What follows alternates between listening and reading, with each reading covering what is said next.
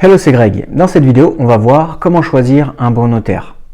Quand tu vas te lancer dans l'achat-revente de biens immobiliers, c'est très important d'avoir un bon notaire. Et en fait, je ne parle pas d'un notaire classique, je parle vraiment d'un bon notaire qui connaît bien l'activité de marchand de biens. J'ai déjà côtoyé pas mal de notaires et en fait, la plupart connaissent très bien leur travail, ils connaissent aussi pas mal de choses au sujet de l'immobilier, mais parfois il y a peu de notaires qui sont vraiment spécialisés et qui connaissent bien l'activité de marchand de biens. C'est pour ça que quand tu vas choisir un notaire, il va falloir faire en sorte que tu trouves un notaire qui connaisse bien ce métier-là. En fait, quand tu vas te positionner sur certaines opérations, quand ton notaire il connaît bien le métier de marchand de biens et qu'il est quand même assez spécialisé dans le droit immobilier, il va pouvoir te conseiller. En plus, un notaire, il a un devoir de conseil. Donc, il va pouvoir te conseiller sur certaines choses. Et en plus, toi, quand tu vas vouloir te positionner sur certains biens immobiliers, tu peux te poser des questions sur certaines choses, sur des détails juridiques ou des détails administratifs. Et lui, il peut être là pour pouvoir te conseiller. Il va vraiment te donner des conseils qui peuvent être pertinents pour savoir au final si c'est intéressant ou pas de se positionner sur tel ou tel bien. Également, quand tu vas réaliser tes transactions d'achat-revente, lui, il va te rédiger tous les documents et c'est important qu'il rédige des documents qui sont vraiment conformes à la loi. Ça, c'est vraiment quelque chose de classique, mais également qu'il y ait des fois des petits détails qui sont importants à mettre, surtout quand tu vas exercer ton activité de marchand de biens. Je te donne vraiment un exemple au hasard. La dernière fois, j'étais avec un ami qui souhaitait faire un achat-revente de biens immobiliers. Il m'avait présenté une affaire, il m'avait demandé si vraiment c'était intéressant ou pas. Je lui avais dit que ok, il pouvait se positionner dessus parce que l'affaire, elle était très intéressante. Et en fait, il y a un petit détail vraiment insignifiant, mais qui est quand même très important pour l'activité de marchand de biens. C'est en fait que le notaire, quand il a rédigé les actes, donc quand il a rédigé la promesse de vente, eh bien en fait, il avait oublié un petit détail. Et ce petit détail, c'est quoi? C'est en fait l'engagement de revendre dans les 5 ans. Comme tu le sais, en tant que marchand de biens, quand on prend l'engagement de revendre dans les 5 ans, on bénéficie de frais de notaire réduits. Et en fait, lui, il avait tout simplement oublié de mettre ce petit détail-là.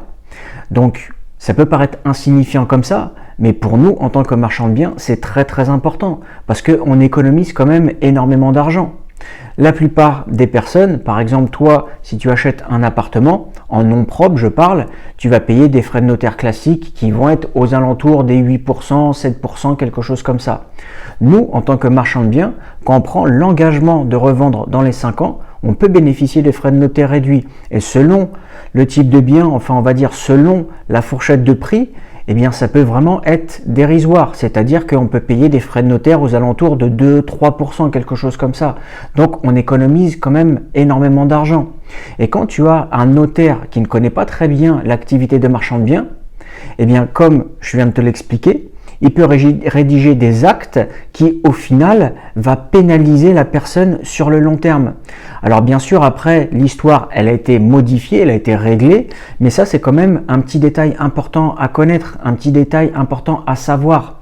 Et c'est pour ça que toi, quand tu vas devoir choisir un notaire, tu vas devoir quand même choisir un notaire qui connaît un minimum l'activité de marchand de biens. Alors comment faire, au final, pour choisir un notaire? Je vais te dire, c'est pas si compliqué que ça. Déjà, à la base, si tu as déjà fait des transactions d'achat immobilier, peut-être pas d'achat-revente à proprement dit, mais essaye déjà d'appeler le notaire avec qui tu as déjà travaillé pour le tester un petit peu, pour voir un petit peu s'il connaît l'activité de marchand de biens. Alors attention, je te fais une petite parenthèse, les 3/4 vont te dire que oui, ça ne pose pas de problème, on connaît très bien ce genre d'activité, on a déjà des clients. Ok, ça c'est surtout aussi des fois pour appâter la personne et pour qu'elle passe par son étude pour pouvoir réaliser les transactions d'achat et de revente. Mais pose-lui quand même certaines questions sur l'activité de marchand de biens. Tu te renseignes déjà un petit peu et tu lui poses certaines questions, que ce soit par exemple sur la TVA, que ce soit par exemple là, comme je t'ai dit, sur l'engagement de revente. Bref, pose certaines questions et tu vas voir s'il se sent à l'aise ou pas, ou si vraiment il va te dire ok, je note votre question et je vais étudier un petit peu et je vous rappelle un petit peu plus tard dans la semaine ou je vous rappelle un petit peu plus tard dans la journée. Dans tous les cas, en général, un notaire qui connaît très bien l'activité de marchand de biens, il pourra te répondre plus ou moins rapidement et surtout du tac au tac. Donc ça, en général, c'est quelque chose qui est important à prendre en compte quand tu vas vouloir choisir ton notaire. Une autre chose, c'est que déjà pour choisir aussi ton notaire, ce que tu peux faire, c'est essaye de te renseigner autour de toi et utilise les recommandations. Parfois, si tu côtoies aussi certaines personnes qui ont déjà investi dans l'immobilier, qui sont aussi peut-être déjà marchands de biens, ils vont pouvoir te donner des informations. Ils peuvent aussi te recommander un notaire, te dire bah ok, regarde, moi personnellement, je travaille déjà avec ce notaire-là, j'ai déjà fait plusieurs transactions d'achat-revente, c'est un bon notaire, il connaît bien son métier. En plus, de temps en temps, il me donne des petites astuces, des conseils qui sont assez pertinents, qui sont assez intéressants. Donc moi, je te le recommande. Et ça passe aussi par la réputation. Tu as vraiment des notaires comme des agences immobilières, comme des mandataires immobiliers qui ont vraiment une certaine réputation. Et si tu as un notaire qui a vraiment une réputation, qui travaille régulièrement avec des marchands de biens, essaye de te rapprocher de ce notaire-là pour voir un petit peu si il est susceptible de pouvoir collaborer avec toi sur du long terme. Et ça, c'est aussi quelque chose qui est important. Quand tu vas vouloir choisir un notaire, essaye de lui faire comprendre que toi, tu choisis un notaire, enfin tu recherches un notaire pour pouvoir essayer de collaborer sur du long terme. Le truc, c'est que si par hasard, tu veux te lancer dans l'activité d'achat-revente et que tu veux faire ça sur le long terme avec une société, fais comprendre au notaire que toi tu vas quand même réaliser plusieurs opérations d'achat-revente, donc tu cherches vraiment un notaire avec qui tu peux collaborer sur le long terme. Une autre chose aussi à prendre en compte quand tu vas vouloir choisir ton notaire, essaye de rencontrer le notaire, de discuter avec lui en direct et de voir aussi le feeling qu'il peut y avoir. Parce que des fois, tu peux rencontrer un notaire qui connaît bien l'activité de marchand de biens, mais c'est pas pour ça que des fois tu vas bien t'entendre avec la personne. Alors je t'avouerai que c'est pas une obligation, mais si tu peux rencontrer et trouver un notaire qui déjà d'une connaît bien l'activité de marchand de biens, te donne des bons conseils qui sont pertinents et avec qui tu t'entends bien, c'est toujours plus agréable de collaborer avec une personne avec qui on s'entend. Donc ça, c'est une autre chose et de toute façon, dans tous les cas, je te recommande vraiment d'aller sur place et de regarder et de discuter avec cette personne, avec le notaire, pour pouvoir voir un petit peu comment il procède, comment il communique, et ça, c'est aussi important. Une autre chose aussi, c'est bien sûr les disponibilités. Ça, c'est vraiment quelque chose qui est essentiel. Pourquoi je te dis ça? Parce qu'en fait, avoir un notaire qui est disponible, c'est vraiment très très important dans ton activité de marchand de biens. En fait, déjà d'une, pour pouvoir avoir des conseils, déjà c'est important.